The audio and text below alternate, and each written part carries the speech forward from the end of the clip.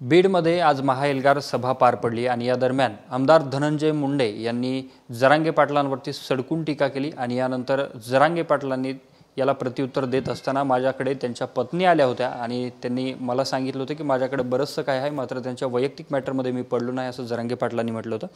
काय सांगाल, जरांगे पाटलांनी आज धनंजय मुंडे यांना प्रत्युत्तर देताना असं म्हटलं की तुम्ही जरांगे पाटलांकडे गेला होतात आणि तुमच्याकडे बरंच काही आहे, मात्र जरांगे पाटील म्हणाले मी त्यांच्या वैयक्तिक मॅटरमध्ये पडत नाही, तुमचं वैयक्तिक मॅटर आहे। काय घडलं होतं, तुम्ही कधी गेला होता त्यांच्याकडे? जसं की मला धनंजय मुंडे जसं घर परलीमध्ये आहे तिकडे मला राहायला जायचं आहे, त्याच्यासाठी मी गेली होती की जरांगे भाऊ तुम्ही मला न्याय करून द्या। आणि मी पहिली पत्नी असताना आज मी रोडवरती फिरत आहे आणि जसं की जरांगे भाऊ आज कोणतीही जातपात न बघता जसे ज्ञानेश्वरी मुंडे ताईला न्याय दिला, संतोष देशमुख भाऊला न्याय दिला, असे खूप काही लोक आहे ओबीसी समाजाचे पण ज्यांना जरांगे भाऊ न्याय देत आहे। तसंच मी पण गेली होती की जरांगे भाऊ धनंजय मुंडे आज जे माझ्यासोबत करत आहे त्याच्यामध्ये तुम्ही मला न्याय द्या आणि माझ्याकडे पूर्ण पुरावे आहे, तुम्ही सखोल चौकशी करा। आणि आज मला रोज रोज धमकी, पण मी कोणालाही भीत नाही, त्याच्यासाठी मी आज बीडमध्ये गेले 3 वर्षापासून मी तळागाळामध्ये जाऊन काम करते, त्याच्यासाठी मी गेली होती आणि त्यांना मी निवेदन दिलेलं आहे। त्यांनी मला आश्वासित केलेलं आहे, त्यांचा पाठिंबा तो आहेही। त्यांनी अगोदर सांगितलेलं आहे की धनंजय मुंडे तू ताईला घेऊन जा घरी, है ना, असं सांगितलं होतं भाऊंनी, असं बाईट होती त्यांची। हे कधी सांगितलं होतं, फोनवरून सांगितलं होतं, कधीचा हा किस्सा काय हे जरांगे पाटलांनी कधी सांगितलं धनंजय मुंडेंना की तुम्हाला त्यांच्या घरी घेऊन जा? हां, त्यांची बाईट आहे ना, आता माझा जे कोर्टाचा निकाल लागला होता की मी पहिली बायको आहे हे ते, त्यावेळे त्यांनी बाईटवर सांगितला होता मीडियावरती।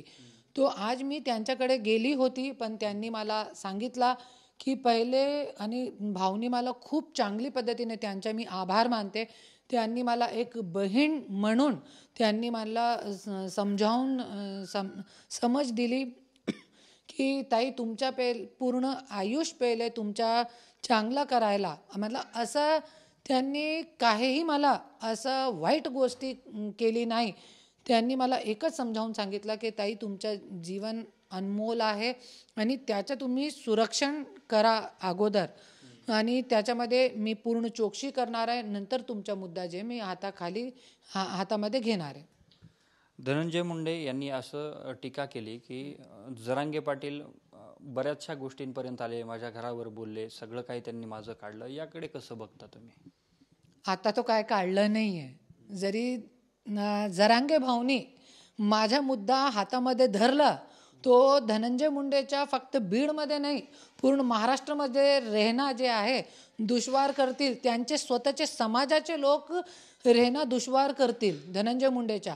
क्योंकि आज जैसे एल्गार सभा होती, आज ओबीसीची एल्गार सभा होती, मी एकच बोलते, जे व्यक्ती आपली बायकोला न्याय देऊ शकत नाही, मी ओबीसी आहे, मी मुंडे आहे, तरी पण आज मी रोडवरती फिरत आहे, अरे आज माझे मुलगा मुलगी आज हे इधर बीडमध्ये दशहरा साजरा करतोय, दिवाळी साजरी करतोय, इकडे तिकडे भाषण ठोकतोय मोठे मोठे, आणि आज माझे 2 मुलगा मुलगी है ना, ते आज अंधेरेमध्ये आहे, आमच्याकडे दिवाळी नाही आहे गेले 3 वर्ष।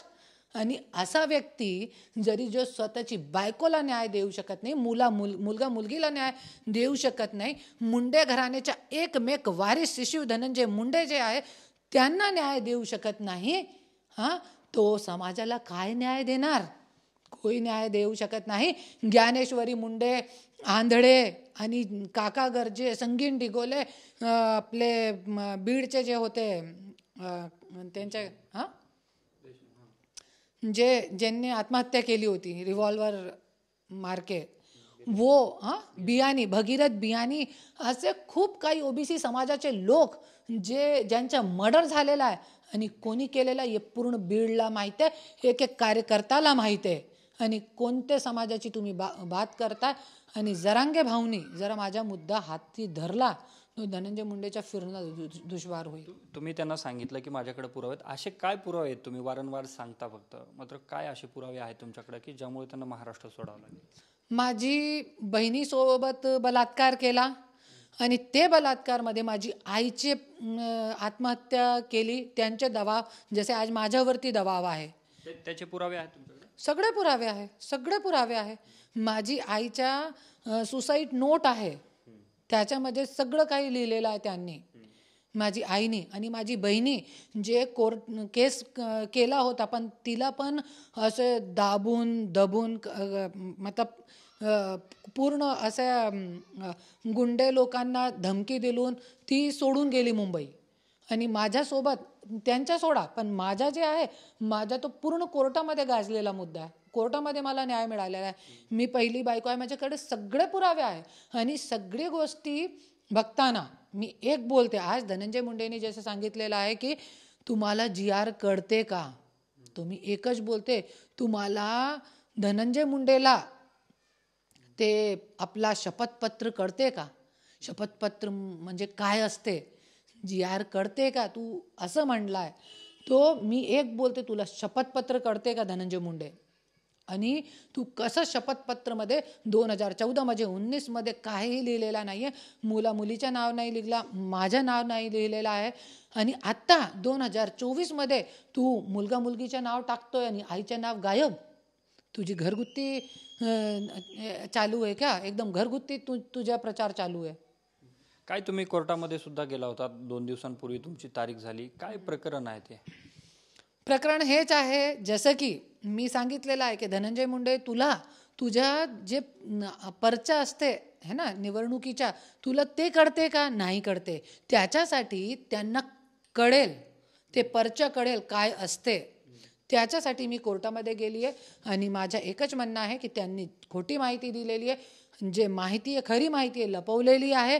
आणि कसं 1,42,000 मतांनी मी निवडून आलेलो आहे, सगळ्यांना माहिती आहे कसं निवडून आलेला आहे.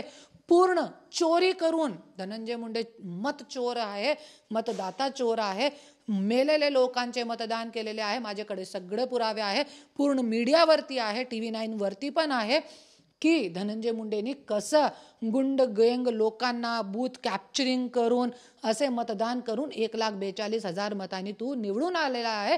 आणि जरा खरंच आज काय म्हटलंय त्यांनी की कोई अंगावर आला तो शिंगावर घ्या, तो घ्या मला शिंगावर.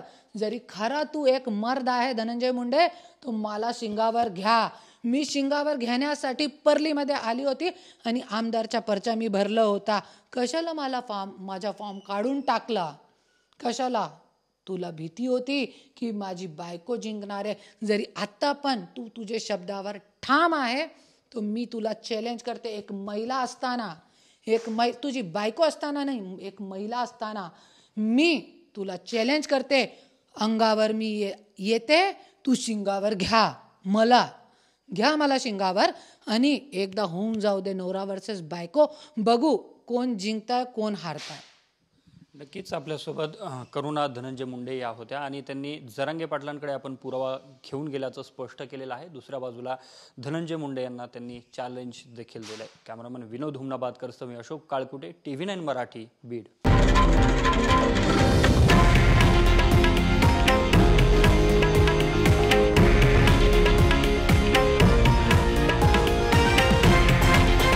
हे आहे देशातील नंबर 1 न्यूज नेटवर्क आणि आपण पाहत आहात TV9 मराठी, एकमेव.